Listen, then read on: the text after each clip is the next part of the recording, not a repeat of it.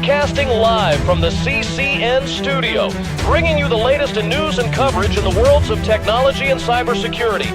This is the Cyber Circus Network. That's right, folks. Buckle up and get ready for an exciting night of thought-provoking conversation that is sure to keep you on the edge of your seat. Brought to you by the hosts of some of your favorite podcast shows, Cyber Distortion, Cyber Cognition, and BarCode. So grab a drink, grab a seat, and brace yourself for the greatest show on earth. All right. Welcome, everybody, to the first ever CCN Does the News. Really excited about this. Of course, one of the biggest challenges right now with as fast as technology is moving is just keeping up with everything that's going on. So we all had this idea, basically get the whole CCN clan together on a routine basis, have a conversation about some of the crazy, wild stuff that's happening in the news. And in hindsight, this probably wasn't the best day to pick. I didn't realize it was President's Day when I threw it on the calendar. So I'm sure a lot of people are off. But so if you're catching it after the fact, still just as relevant. And maybe Len will be joining us. Not certain. He is currently in Dubai. So it is 3:00 in the morning his time. So hopefully we'll see him. If not, full steam ahead. So with that, we've got most of the crew from the Cyber Circus Network. We've got Chris Glanden, of course, from BarCode. We've got Kevin and Jason, both from Cyber Distortion, and then myself from Cyber Cognition. Any open comments, guys, before we jump into the first story? Well, I can tell you this. If I'm in Dubai and it's 3:00 in the morning and you guys are here chatting it up at 7:30 in the evening in my time, I'm not joining you either. So Yep, sorry. I can't blame him. Don't take it personally. Len, I don't blame you a bit, buddy. Hopefully you're sleeping well. Yep. Well, here's the thing, guys. I'm still really super excited about what we're getting ready to do here. There's been some very fascinating pieces of news happening in the world of technology and cybersecurity. We're really hyped to bring this information to you all. I think there's a lot that you need to all be aware of. And I think when you're done listening to this live show, you're going to walk away with some, oh my gosh, moments, thinking back that now I've got a lot of stuff I need to start doing, planning, preparing, learning, understanding, whatever it is. We're going to cover it all tonight. So hold on to your seats and get ready for it. And the pace that this is hitting, I'm almost convinced that we could probably do this more frequently than what we do now. So yeah, it was very, very hard to sort of chisel down on the news that we're going to bring to you, but hopefully it's some value to you. Yep, absolutely. All right, with that, let's go ahead and jump into it. So jumping into the first story.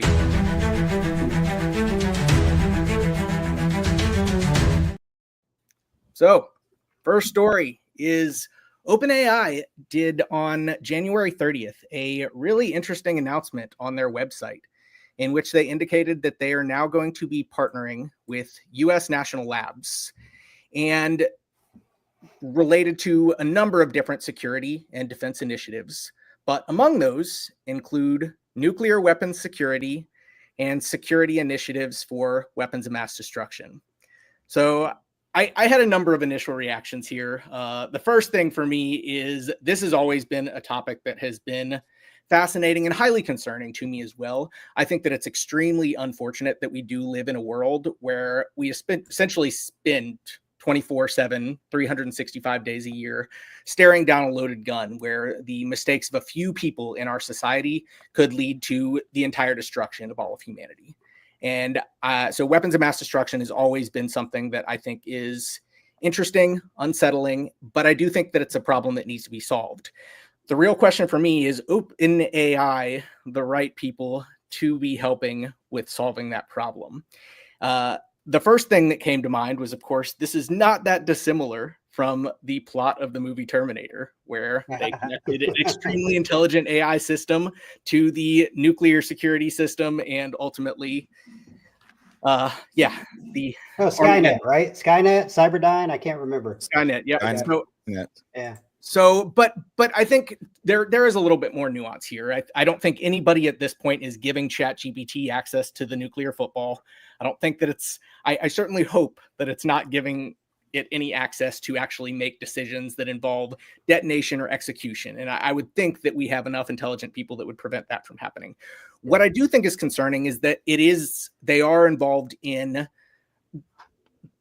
reduction initiatives and really security risk assessments related to weapons of mass destruction. And the reason that I say that's concerning is because I think the biggest novel risk to weapons of mass destruction is large language models like ChatGPT, and not necessarily because they can execute or launch those weapons, but they do have, I would say now more than ever, threat actors are able to rapidly understand how to make, how to maintain, how to use weapons of mass destruction, largely because of these large language models. And actually, this is a standard area of focus for all of the safety initiatives from Anthropic to OpenAI. They all assess their systems for weapons of mass destruction risk, or what they call CBRN, which is chemical, biological, nuclear, and explosives.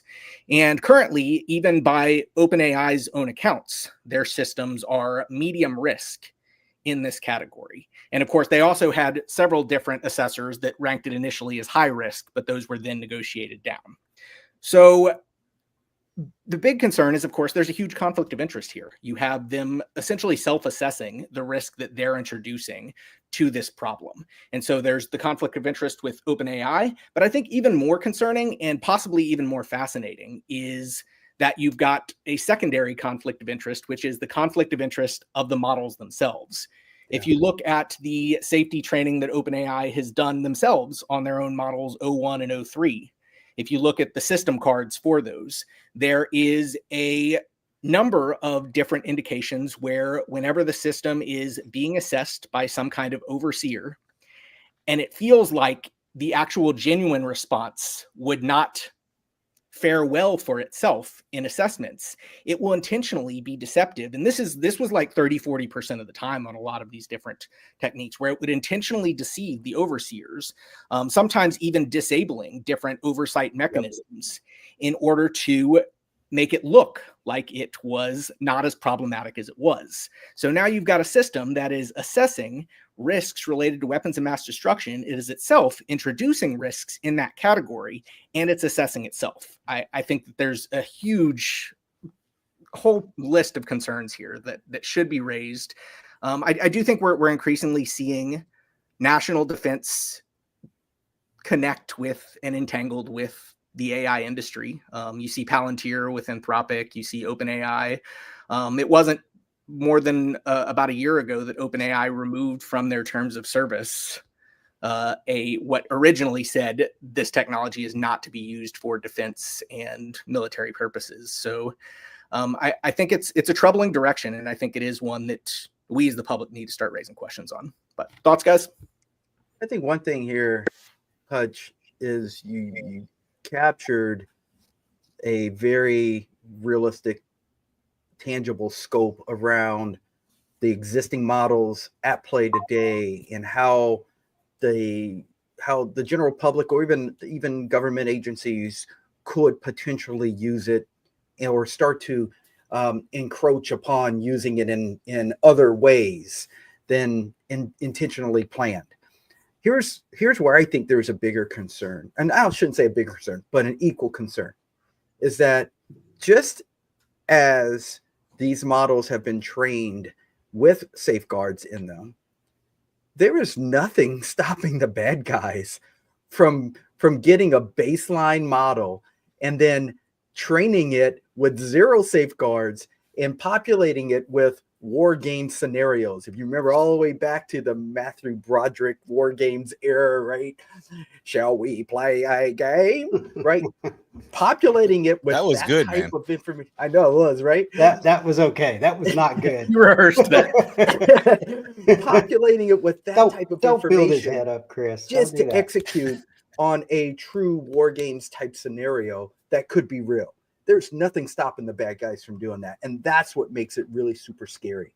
Isn't that, let's protect everything that is there today. But, DeepSeek isn't a good example of it. You can take that DeepSeek model and go back and fine tune all the China garbage out of it, and then make it a model of your own with information that you want to put into it. So that's where it gets really scary. And I don't know if there's an answer to that other than we all need to be diligent. We can't sit on the sidelines and say, oh, you know, someone's going to handle this. This is going to be taken care of. That's not going to happen. People aren't going to do that. Guess what? People are going to do that. So we, especially as cybersecurity practitioners, have to be diligent. Here's where I stand on this. You've got the most intriguing technology, the most powerful technology that we've all seen in our lifetime. It's at the brink of being discovered, the level of power and the level of ingenuity that you can overcome with AI. The concern for me is I look around at in the corporate world. That's the world most of us live in anyway. I look at that and I realize how few companies have a freaking clue how they're going to use AI. And I think about it at this scale and in charge of something as critical to us as national defense, then I start to get nervous because my question goes to the obvious one. If the corporate world, and I do know the corporate world pretty well, most of them don't have good guardrails around this today. And every national superpower is out there right now racing to try to figure out how to get a competitive advantage against each other using this technology, whether it be for power, whether it be just sheer terror against other countries, other nations. Where are the guardrails? Where are the even if we have guardrails, where are their guardrails? At the end of the day, it's going to come down to what Justin said. An error made by unfortunately, one group of human or one human or one group of humans could be catastrophic. That's the concern. And I agree with you, Hutch. When you first posted this article and said this is a really bad idea, I have to agree, man. At least right now, this is a really bad idea. But everybody's in this arms race, right? Yeah, that's my concern. Yeah, I agree. It's a bad idea, but I also will say that it's a better headline than reading DeepSeek signs an agreement with the U.S. National Laboratories. There's one thing I would not want to see. But my concern would, yeah. So I mean, it is better. It could be worse. But my concern would be, I don't think we know enough about the specifics, the agreement to know, you know, how the partners are going to interact with each other. Is it going to be bidirectional? And if that's the case, then OpenAI is going to now have access to our nuclear secrets, and what is it holding, and how is it segmenting that data that it's able to obtain. So it's going to be interesting to see, but yeah, bottom line for me is it would be a hard stop. All right, good discussion, guys. All right, well, let's with that, let's jump over to our next story. So over to Jason, specifically on the Russian seashell blizzard hackers.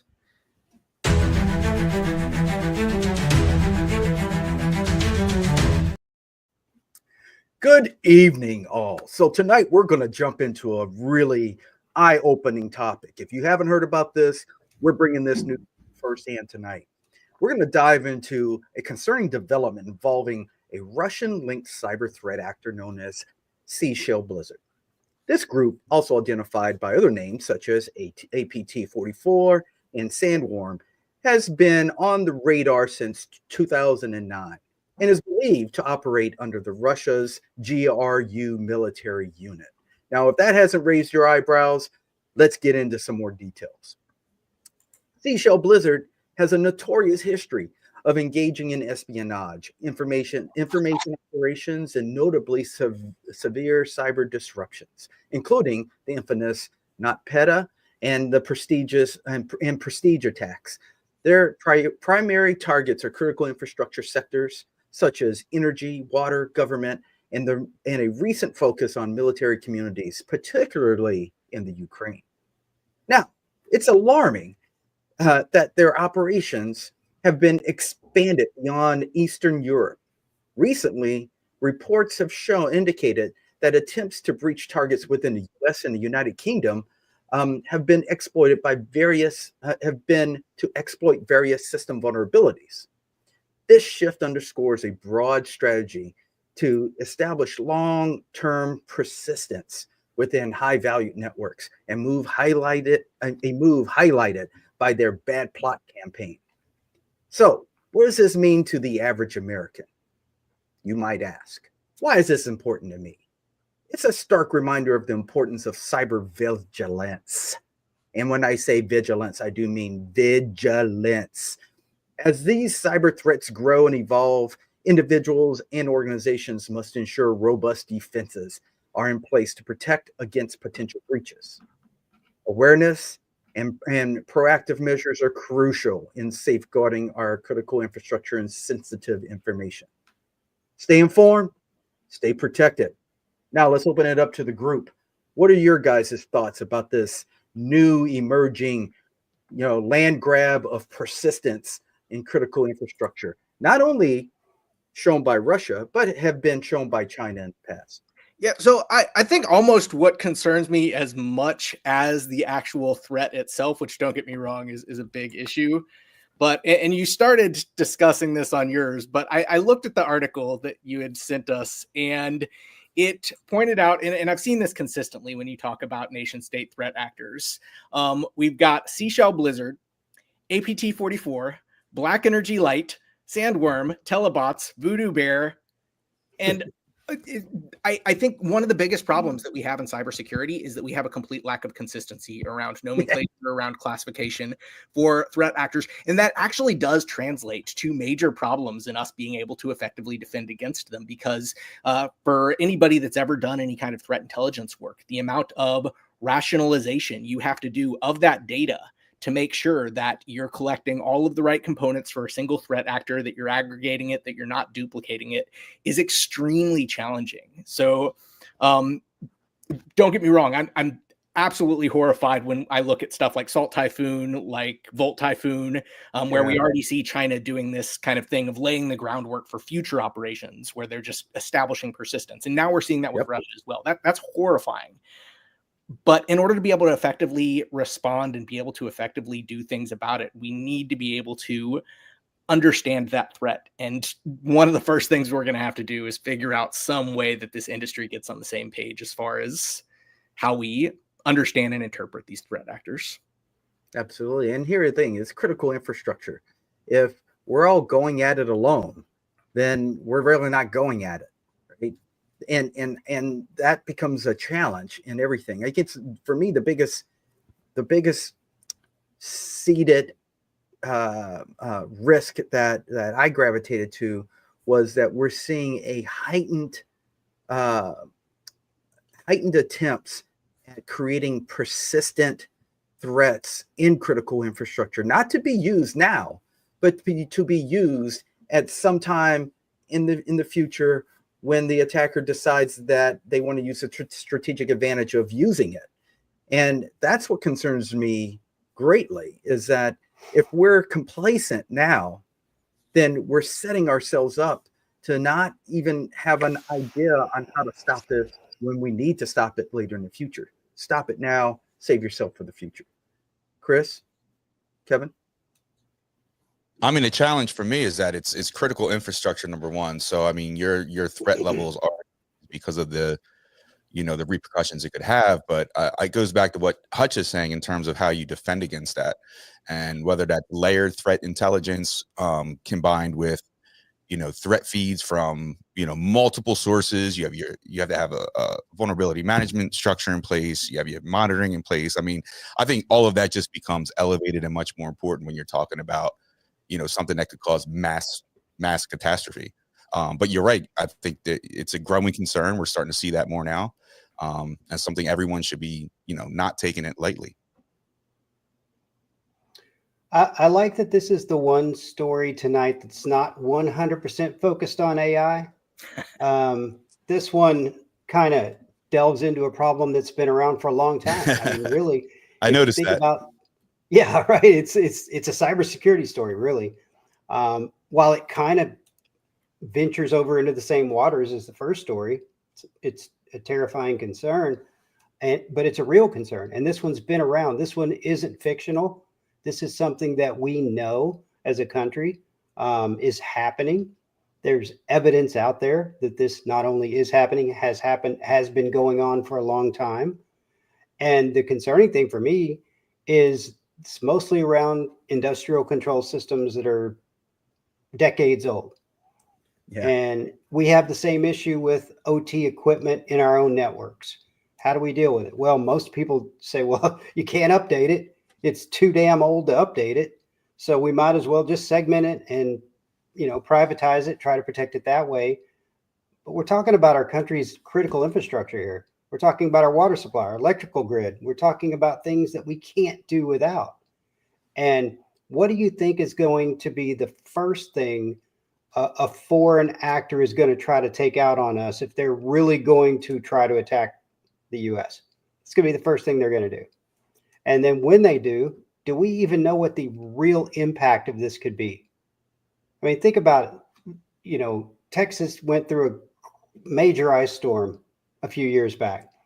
Hutch, you know this. You and I both, being in Texas, we lost our power and we lost, a lot of communications for close to 3 days. And we thought the world was ending. I mean, imagine if this went on for weeks or months. We would be sitting ducks, dude. So I worry about where we really are as a country in our ability to deal with this. If this really truly were, and I'm talking the power grid mainly, but you get what I'm saying. It could be water supply, it could be anything. How big of a state of panic is our country going to be in if this truly were to happen? First off, there wouldn't be groceries, there wouldn't be gas, you'd have people freaking the hell out buying up everything in the store. Dying, dude. You'd have people dying just from the elements. Yeah, you talk about an apocalyptic scenario. Yeah, take out our power grid for 2 weeks. Yeah, and we know they can do it. I mean, they've done it in Ukraine. Yes. Yeah, absolutely. Great example of it. This is one of the things that I fear could realistically happen to us, and it scares the hell out of me. Yep. But is our government doing anything about it to try to figure this out, to try to better our position for a situation like this should it happen? We'll never know, right? They don't want us. We'll know when it happens. Yeah. Well, you know what happens? You're gonna be like, yeah, I guess they didn't do anything about it. All right. Well, very well said. Concerning, but we'll leave it at that. So our next story is Chris is going to try to tell us about the Super Bowl without uttering the phrase "Go Birds."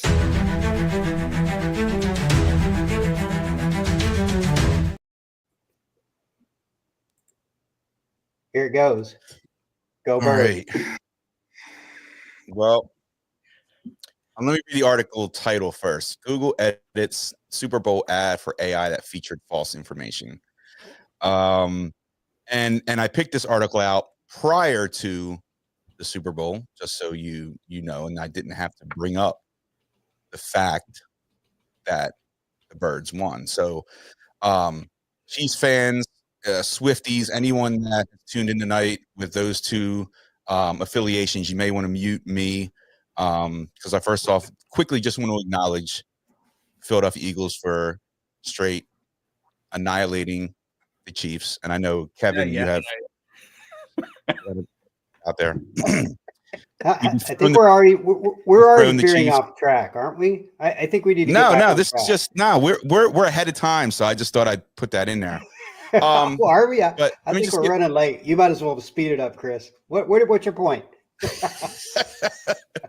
All right. So earlier this month, Google faced some criticism over a Super Bowl ad for Gemini, which, as we all know, is their AI chatbot, which contained inaccurate information about Gouda cheese.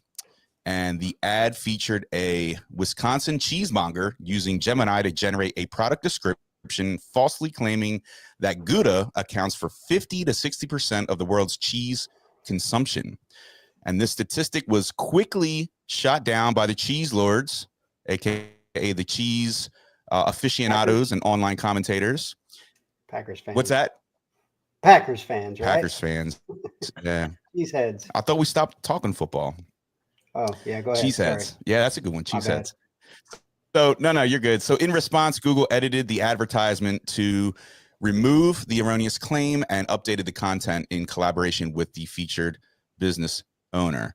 So I think what this news article on incident highlights is just ongoing concerns about the reliability of AI generated information and the potential for disseminating inaccuracies when AI systems source data from the web or from other public sources without proper verification. So not only did this make national headlines, but it also validated my own claims that AI chatbots are just becoming duller. They're becoming less smart, and the importance of fact checking is almost mandatory now. Like if I put a prompt in any chatbot, whether it's ChatGPT or another, I'm like appending every prompt now with, don't make shit up, because I find it just making shit up nonstop with an excuse of it's a creative interpretation or some other, crazy wordplay that, basically tries to justify why it's not giving you the truth. So, yeah, that's what I took from this. And I don't know if that's something you guys are noticing as well, but thought this was an interesting one. That's user error, Chris. Yeah, it's prompt error. But no, I'm just curious. I'm seeing it more often, but yeah, just curious if you guys are seeing that too. So here's what I find fascinating by it. Again, I'm working with it all day, every day, doing a lot of different things, complex stuff, right? And here's what I find interesting about this article. If you buy in to AI, then you also have to buy in to a human in the loop process. You can't do one without the other. Doing one without the other is premature in your understanding of how this technology needs to be used. And that's the part that gets really scary. And here's a good case in point in that. Darn well, before they pushed that ad out, someone ran through this idea and they put it in Gemini and they got an answer like, yeah, let's go. This is really cool. Let's use it. Right? That was their opportunity for human in the loop and validate it before they broadcast it to the world. That's shame on them for not making sure that the information they were going to broadcast to the world was correct and use that opportunity to refashion either their prompt or the data they had or the data they were using in order to get actual factual information. So yeah, maybe Gemini did it, but my argument is Gemini didn't have all the facts, right? And the user could have provided Gemini with the facts and then redirected it to give more actionable information, and it would have done that. This one kind of lands in that category of, well, it's on the internet, so it must be true, right? You think about Wikipedia, so many facts that are incorrect on Wikipedia, and it's the same thing. Just because this is the newest, latest and greatest technology does not mean it's always going to be accurate. It's always going to be right. It's only as good as the data that was fed to it to train it on that particular given topic. And that maybe cheese isn't high on the radar in the world of that LLM, but it's wild that these kind of mistakes can get made, even as new as the technology is, even as new as training LLMs is for all of us. It's amazing that this can slip through the cracks. For what was the cost of a Super Bowl ad during the Super Bowl? About $5 million, I believe. So somebody paid $5 million to make a mistake without any QC. So it goes back to what you're saying, Jason. I mean, you can't, at the end of the day, AI is just another tool in everybody's tool belt. You can't get the human out of the loop, at least not yet. We're not artificial general intelligence where AI can't make all the decisions. And it can't certainly make them all right. That's true, but the human should also not fully rely on AI either. And I think that's a problem as well, where they're going to take it at face value and they're going to take it and run with it. And somebody that was in charge of putting the ad together did exactly that. Yeah, that's my point. Without knowing the repercussion. Why? Why did that happen? what was interesting on this one was that I don't even think fact checks were even necessary. When you talk about 60% of cheese consumption is Gouda, I mean, how many people, I mean, we on a regular basis, people are eating pizza with mozzarella. They're having lasagna with mozzarella and ricotta. You're having your Parmesan cheese that you put on top of everything. You've got your Jimmy John's with American. Who's eating Gouda? Like maybe a charcuterie board once a year for the Super Bowl. So yeah, I mean, the fact that this wasn't just immediately apparent that this is false. But then I think you guys make a really good point about the importance of the human in the loop. Unfortunately, I think it's contrary to human nature. If you look at the trajectory of the way that everything about the internet has been going, the entire point of the internet is just instant gratification. There was a fantastic song by Bo Burnham, which is not for anybody that has sensitive ears, probably don't want to listen to it, but it's called Welcome to the Internet. And the mantra throughout the whole song is a little bit of everything all of the time. And it really is this idea of everything about the internet is instant gratification. We saw that with search engines. We saw that everything is just about getting exactly what you want now. And generative AI really was kind of the next step in that process, where you no longer have to dig around and search for the information you see or need. You can just ask a question, instantly have the answer. And because of that natural instinct to want a little bit of everything all of the time, to want that instant gratification, I think it is unrealistic to expect that most people are going to sanity check the outputs of these models. So unfortunately, I think this is probably just the beginning. We're going to continue to see problems like this over and over again. Just hopefully not at the cost of a $5 million commercial. So another thing that was interesting was Google, of course, owns YouTube, and nobody else could have done this, but they changed the upload without having to re-upload. They changed the video entirely and used their privileged access to be able to do that, whereas nobody else would be able to. So it was interesting to see that the uploaded version of that just magically changed. Yeah. All right, on to the next article. So for our next one, we are going to have Kevin talking to us about the new threat landscape of agentic AI.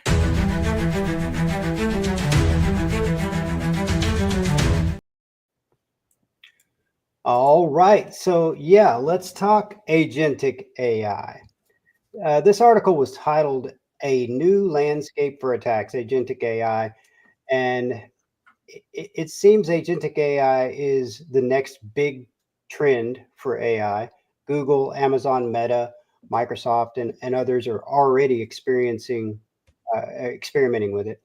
And it promises to take AI out of its current state of just being some type of a chatbot silo and move it more into individual AI agents that can help with specific tasks. So I know a couple of you guys live in the world of AI. So I wanted to get your thoughts on it, because this isn't artificial general intelligence, but it sure as hell is a step closer to that from what I gather based on reading what I'm reading here. Yep. So if you look, sorry, go ahead. No, go ahead. Go ahead. I was going to say, if you look at, so Sam Altman has this perspective, and he never officially published this, but per leaks from different sources in OpenAI, apparently he has this perspective of rather than AGI, or artificial general intelligence, being a binary thing where we don't have it and then suddenly one day we do, he now perceives it as kind of this spectrum, and he's broken it down into 5 different categories, which of course was the conversational AGI, which from his perspective we achieved with ChatGPT and the like. Reasoning models, which is where we're already seeing kind of drastic expansion in the O1, O3, DeepSeek, all of that. The next stage, the third stage from his perspective, is that agentic stage. And then it moves to innovative, which is where it's able to come up with unique, novel, and new ideas that no one has conceived of before. And then the final stage is organizational, where a single agentic AI system is able to achieve as much progress as an entire organization of humans. So we're kind of sitting, we're kind of sitting right there in the middle there. with the agentic AI. And the truth is, agentic AI isn't new. Even with the earlier versions of, even before ChatGPT, you were able to use the API and you could create simple agentic solutions out of these large language models. I think people have already been doing it kind of for ad hoc purposes and for specific use cases. I think Sam Altman's perspective is we're going to hit agentic AI where it's agentic AGI. So it's broadly able to do anything in terms of agentic actions and interact with different downstream technologies, solutions, or even possibly at some point the physical world. There's no question that as you introduce stuff like that, not only are we introducing a whole new world of potential opportunities for threat actors to scale up their attacks, but there's also all the risks that we've just been talking about. I mean, we just finished talking about how artificial intelligence is too stupid to be able to tell you how much cheese is consumed. And yet we are rapidly moving towards equipping it to be able to take actions that have real world impacts in our actual world around us. So I think not only is there all of this potential for threat actors, but just the potential for failures that is, I think, extraordinarily too large for us to be already entrusting these systems that are largely just random systems that are informed by probability. So here's a good example of some of the things you're saying, and here's some missing pieces to it.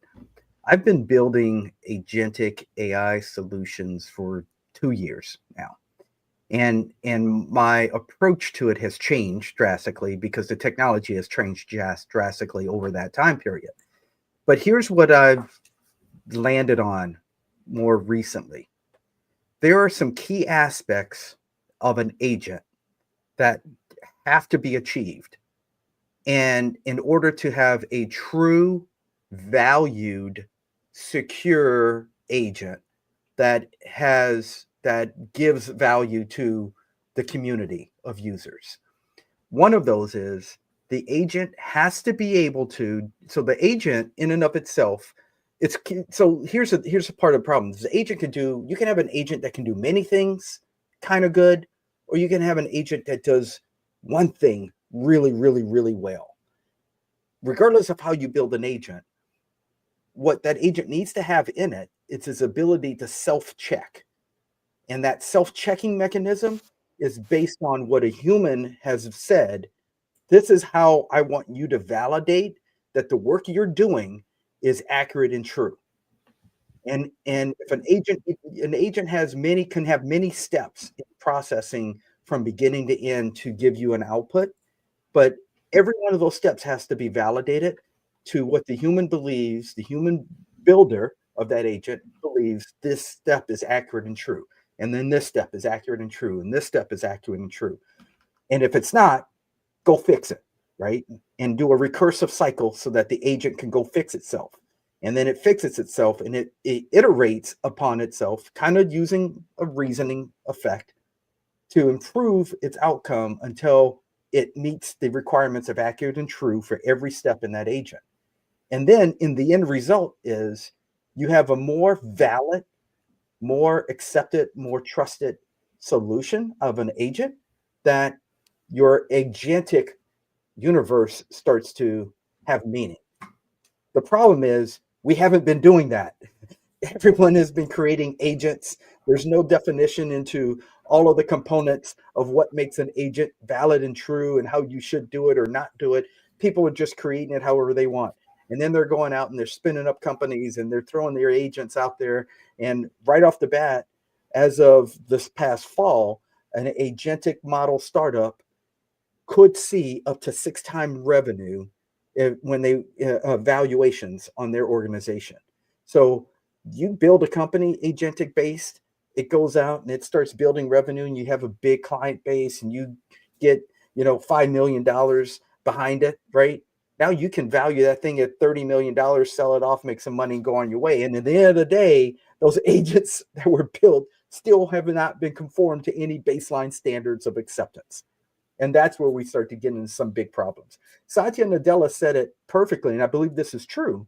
The age of SaaS is going away and will be replaced with agents. But that's only true if we have a consistent, valid way of building these agents that can be trusted. I think you have to be pretty descriptive when you say agents as well, because that's so broad. You know, if you think about what an agent really is, it's, you know, they're not brand new either. Siri and Alexa, they're agents. But the scary ones are when you start getting into machinery and robotics within manufacturing plants and self-driving cars and things that can make, now when mistakes get made, lives are in play. Yeah, well, I don't know. Think about a self-driving car having to make a decision as it cruises down the road, barreling down the road at 40 miles per hour through an intersection, and somebody runs out in front of it. What's it going to do? So there was another recent research study where researchers took a number of the leading physical robotic systems that are now integrated into large language models, and they had a 100% success rate in jailbreaking these models in order to plant bombs and do all kinds of malicious stuff in the physical real world too. So I think that we still have a long ways to go as far as the risk management of these. I do think it's probably worth circling back to the original intent of the article, though, of like that cyber attack side of it too, because I do think that historically we've always had this asymmetry in cybersecurity, where it's always been easier for the threat actor than it is the defender, because of course the threat actor has to really just find a single way in. The defender has to defend all of the possible doors or windows, and I think that generative AI really has, both in its agentic forms, even if it's in its conversational forms, has really made that worse, because we talk about all of these challenges with making these models work effectively in a production use case.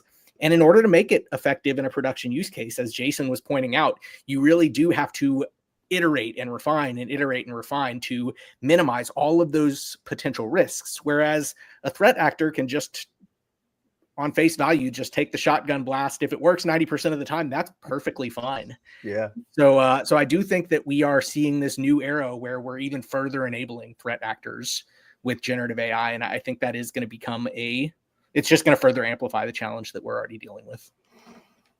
Yep.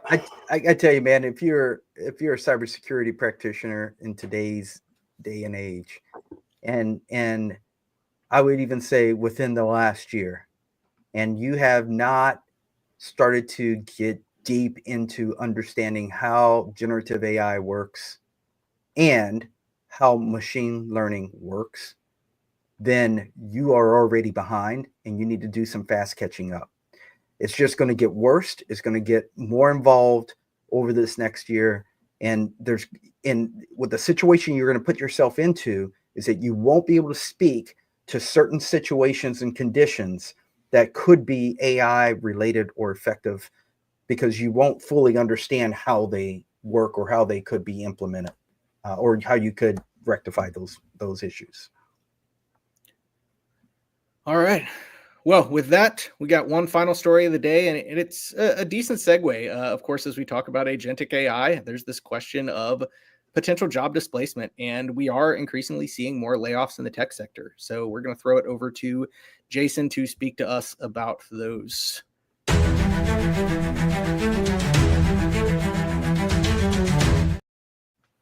All right, guys. So tonight we're diving into a significant trend affecting the tech industry and the broader job market in 2025.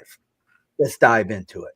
Our top story: layoffs continuing to sweep the tech industry as major companies adapt to economic pressures and the rising influence of artificial intelligence. Let's take a closer look at which companies are making headlines. So this was an article published 3 or 4 weeks ago. And the first one on the list is Ubisoft. They've announced the closure of its UK-based Leamington studio, resulting in 185 jobs cut. The company cites the need to prioritize key projects and reduce operational costs. Remember that last word, operational costs. It seems to be a trend. Aqua Security is also making strategic changes, leading to layoffs. The company aims to focus on meeting customer needs while pushing towards profitability. Over at Stripe, 300 employees are being laid off, but the company plans to ramp up its headcount to 10,000 by the end of the year. signaling a shift in their strategy. And then we also take a look at Meta, BlackRock, and Microsoft, all of which are not far behind. Meta has trimmed 5% of its workforce and is looking into further performance-based cuts. Both BlackRock and Microsoft are realigning their resources to focus on high-performance efficiency. Okay, so there seems to be something around this. What happened? What is this driving force behind these layoffs? Artificial intelligence, maybe? Could be. Companies are increasingly investing in AI to enhance efficiency and cut costs. Recent surveys reveal a significant number of UK and US companies are planning workforce reductions due to AI advancements. Things are getting interesting. So, what does that mean for the average American worker? With AI taking over routine tasks, there's a growing need for skills in strategic, analytical, and customer-facing roles. The job market is evolving, and staying competitive means continuing to learn and adapt to new technologies, as I was just sharing earlier. For many, this can mean pursuing upskilling opportunities to remain viable in the job market that become more competitive, particularly in roles that AI can't easily replace. But remember, the landscape changes, keeping informed and adaptable is key. So let's open it up to our panel here and get their thoughts on where this is going. Why is this news? Like, we knew this was coming. We knew this was coming. I think everybody heard it was coming. They didn't know. They heard it was coming. It was coming. Yeah. But we tried to warn people, like, people are going to lose jobs over this. And you hear people say, like Jason mentioned, it's not AI. It is AI. It's just being used as a an excuse to offshore jobs, which I think part of that's true. But if you look at it like this way, big tech companies are all in from AI. They're putting that money up. They're investing in it. So, their biggest costs outside of that are people. So the easiest way to free up those funds and justify it is for layoffs. And I think that's what we're seeing now. But don't you think it's a combination of things? I think there's some things that are not mentioned in this article. And one of them they refer to around operational efficiency. So operational efficiency, there could be a lot that goes into operational efficiency. But one of the key reasons why you might see a consistency across multiple organizations during a given economic situation to do operational efficiency would be that there's a economic reason to do it. And that's the reason why they're all executing on it. We've just changed an administration. There's a lot of uncertainty in what that's going to look like for the economy. There's numbers that need to be met. We have an administration that is pushing out tariffs, which we all know is going to impact the end consumer in some way or form. Now, it might not be long term, but no one knows this, right? So for organizations that feel like they need to mitigate their risks associated with anything that could occur within this current fiscal year due to economic uncertainty, that would be a way to improve their to look at operational efficiency by creating layoffs, reduce headcount, reduce expense, and then work with, do more with what you have. Yeah, I think there's definitely the cost-cutting component, but I think there also is this agentic AI that we're already speaking of. So if you look at venture capital firms right now, a lot of what they're funding is not co-pilots and assistants. It is fully agentic autonomous systems that are vertically specific and complete what was previously human labor jobs. So stuff like sales, stuff like marketing, stuff like call center and support. And so with each of those, Jason, as you pointed out previously, there is this component in any responsible organization. You're going to have a human in the loop. So there is going to be new jobs that are created in the form of this kind of AI overlord, AI babysitter, the overseer that makes sure that everything's okay. But how many managers do you really need? So I do think that we are also, while new jobs are going to be created, I think there's also an asymmetry there where we've got probably less jobs that are being created than potentially those that are being eliminated. And so while there is a huge value in staying ahead of the curve, in making sure that your skills conform to being that AI babysitter and understanding how this technology works so you can oversee it properly, there's also possibly just as much benefit in maybe learning a physical labor skill like plumbing, like welding. Yeah, true.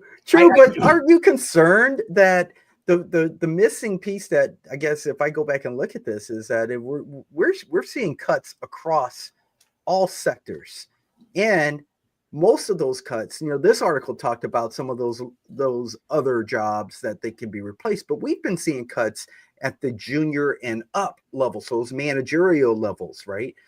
It feels like, especially in the cybersecurity sector, it feels like if we're starting to cut deep into the bone being our cybersecurity practitioners, and we're saying that the demand is not going to increase later to fill these jobs, then is the switch using AI to do some of cybersecurity jobs? Is that the switch? And it goes back to your first article, then, Hutch. Then are we relying too much on AI to do high-risk jobs, or maybe we don't perceive them to be, but we may find out that they really were more high-risk jobs than we thought they were? I think we're absolutely over relying. While I'm not necessarily in favor of it, I think that there is kind of a trajectory that we're moving forward on. I think Len, in his absence, I'll use the phrase that he's used multiple times, of watching a car wreck in slow motion. I do think that there's a direction that we're going that is almost inevitable because of this kind of this game theory, prisoner's dilemma type scenario where everybody feels like they need to move faster because if they don't, somebody else is going to. Yeah. And these AI solutions do the job well enough that they can, the majority of the time, and of course with risk management, can do it even better. So there is opportunities where efficiencies can be made. It actually makes sense in a lot of areas where you don't have the human labor. I mean, cybersecurity, I think is a troubled industry in general. I think that we have historically had a hard time bringing new talent in. I think that while there's plenty of junior talent out there, I think that it's extremely hard to get past the barrier and try to get that initial foothold in this industry. And so because of that, you hear about all of these skill shortages. I think part of that is because of the industry itself. But there is this question of, if we do have these massive skill shortages, maybe it does make sense to rely on AI where we can in a risk-adjusted manner. The question is, once we go down that road, can we roll that back at some point? And I think the answer is likely no. And to your point, I would love to see how that metric looks when you look at who is losing their jobs. Is it more developers? Is it more security?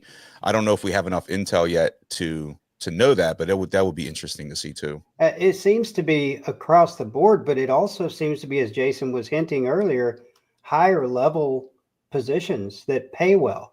And that kind of takes me to my thought on this is, what if it's just a convenience factor? It's not anticipatory layoffs because we have this new massive badass technology that can change our worlds, because nobody, in my opinion, really knows how to use it yet. So if you're anticipating that you're going to figure out how to use it so quickly because it's advancing so quickly, and you're going to lay off a lot of people, knowing that this tool is going to be able to fill those gaps down the road, that seems like a poor business decision to me. I think it's convenient to be able to use AI as an excuse in a down economy to lay people off. And the people that really are going to be impacted by this the most, unfortunately, are the same ones that were already impacted by this skills gap shortage that supposedly existed less than a year ago.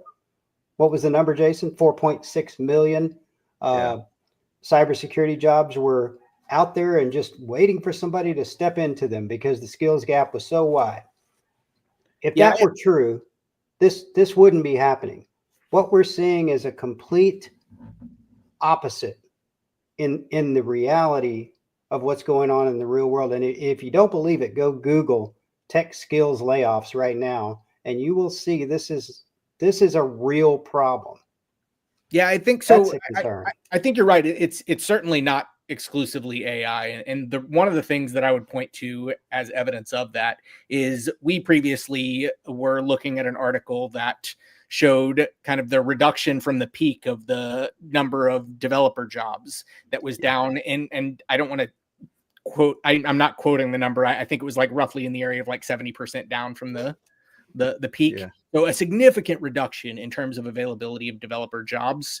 And one of the things that was interesting about that is if you draw the line as to where ChatGPT was released, the peak was end of 2021, early 2022. ChatGPT released at the end of 2022. So we were already seeing a noticeable reduction in those jobs, as well as we were already seeing tech layoffs in terms of some of the developer roles, especially in some of your kind of leading technology, big tech firms. And so there definitely is something else there.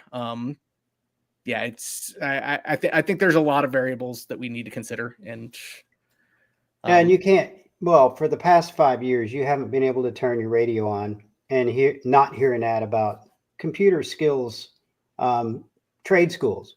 We can get you up to speed so you can go get a great computer career. Right. And that's been the reality of the world we've been living in for 5 years or longer. And yet we're pumping out all of this new, fresh computer skilled talent into an industry that's not willing to hire them. That's a problem. Well, and let's even go with these layoffs. Kevin, let's go back 5 years. 5 years ago, tech jobs, you could call your own premium of salary in tech jobs. In fact, you can not only call that, you didn't have to go into the office. You could do that anywhere in the country. I could go to work for a company on the West Coast, making West Coast wages, living in the Midwest or in the East Coast, and not have to leave my house. Are you talking COVID related, or are you talking pre-COVID even? I'm talking pre-COVID, that then COVID exasperated and made 100% possible. So 5 years ago, we were in COVID, and as of that time, opened the door. So you had all these guys, all these people who were getting tech jobs that were not having to change their location, but they were competing. You were competing, like organizations were competing with other organizations US wide. It didn't matter where the location of that employee was, because they were a developer. They didn't need that developer to come in. And now those same people are the ones that are being shoved out the door. They're like, no, we don't need you anymore. Thank you very much. We're going to do something different. At the same time, where companies now are also trying to start to vie into getting people back into the office more than they had before. Mm-hmm. Well, I've been in this industry long enough to remember the day of tech jobs being so in demand that there were retention bonuses for people to stay. Yeah. At the same company.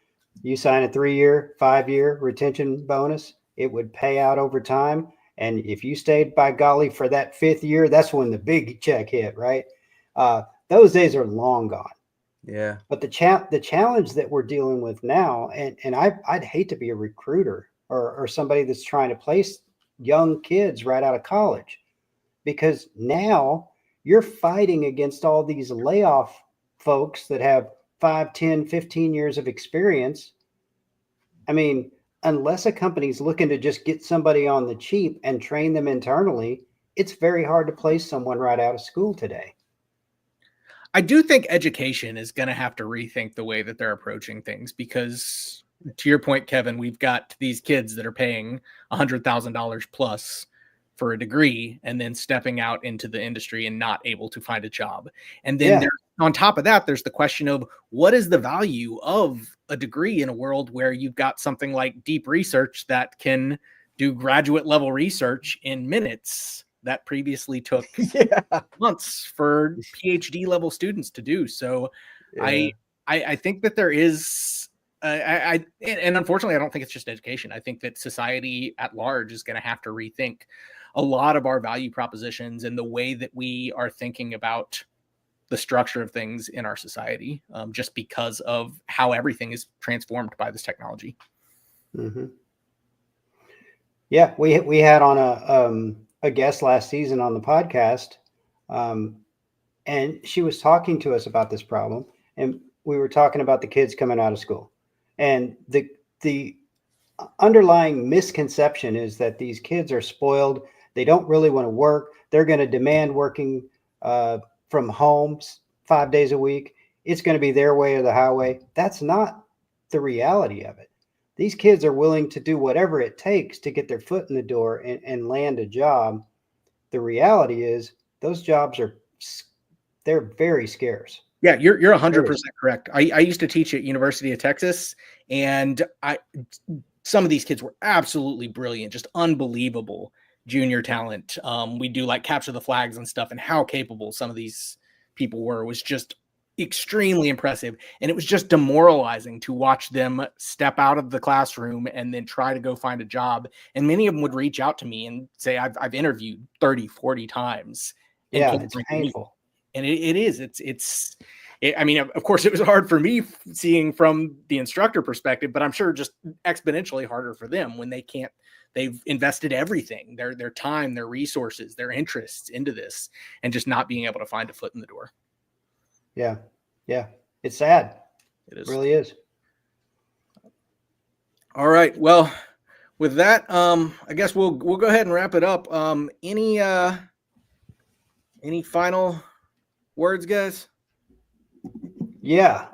For those of you that are still looking for a tech skill to go chase after, start digging into AI now, because you want to be those overseers and those babysitters for those jobs that are out there.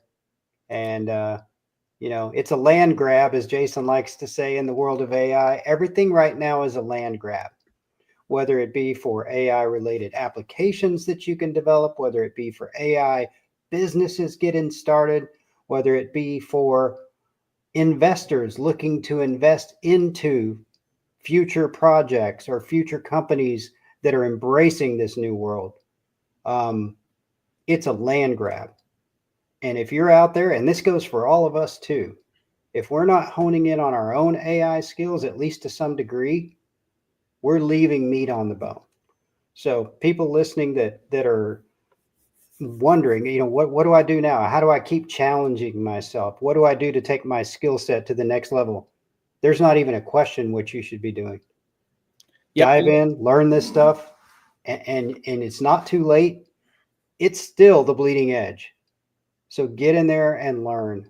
Figure out what you can specialize in. You'll figure that out as you go. Believe me. Wherever your skill sets are, there's a place in AI for you. I assure you. Just get in now. Now's the time.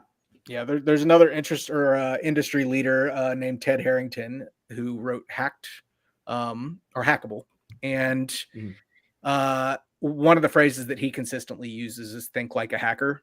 And I think in this case in particular, that is kind of the feedback that I consistently gave to my students was you just have to be persistent. Like, just don't give up. And I know how demoralizing and how challenging that can be. And then the one thing that I think a lot of people struggle with is that imposter syndrome of just wondering, am I really capable for the job that I'm trying to step into?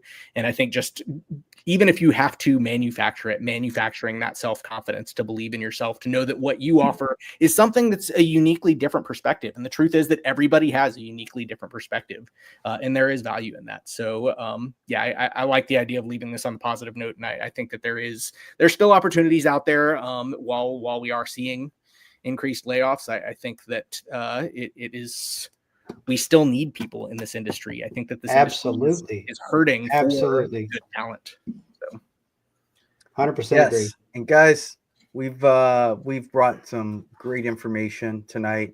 It was a lot of fun to cut through some of these topics, share our thoughts, and kind of reveal the state of where some of this technology is in terms of cybersecurity. We invite you all to continue to follow us We are the Cyber Distortion podcast, BarCode Security, and Cyber Cognition, where we collectively are part of the Cyber Circus Network. So follow us, continuing to spread the word, subscribe to our podcast, get the word out, and let's all do our part to try to continue to educate as many people as we can. All right. That's it. All right. Thank you, guys. Thanks for joining.